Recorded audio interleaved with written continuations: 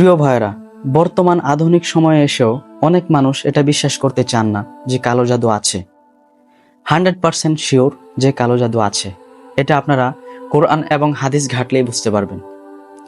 যে ব্যক্তি কালো জাদু করলো কিংবা তার আশ্রয় নিল, তারা উভয়ই কুফর এবং শিরিকের অন্তর্ভুক্ত হলো এবং তারা উভয়ই জাহান্নামে যাবে। মহান আল্লাহ তাআলা কোরআনের মধ্যে বলেন, তারা মানুষের ক্ষতি ছাড়া কোনো উপকারই করতে পারে না। কালো জাদু একটি ধ্বংসাত্মক খেলা। নিঃসন্দেহে এর দ্বারা জাহান্নামে জ্বলতে হবে। শুধু তাই নয়, কালো জাদুর মাধ্যমে মহান আল্লাহর সাথে শিরিক করা হয়। রাসূল সাল্লাল্লাহু আলাইহি সাল্লাম বলেন, 7টি ধ্বংসকারী জিনিস থেকে বাঁচো, তার মধ্যে একটি হলো জাদু করা। প্রিয় ভাইরা, চলুন কখনোই এমন মন্দ কাজ আমরা না করি। কালো জাদু অর্থাৎ যে সব জিনিস দ্বারা মহান আল্লাহর সাথে শিরিক করা হয়, ওই সমস্ত কাজ থেকে মহান আল্লাহ তাআলা আমাদের সকলকে হেফাজত করুন এবং সকল গুনাহের কাজ থেকে যেন আমরা বেঁচে থাকতে পারি। আল্লাহ আমাদের সকলকে তৌফিক দিন। আমিন।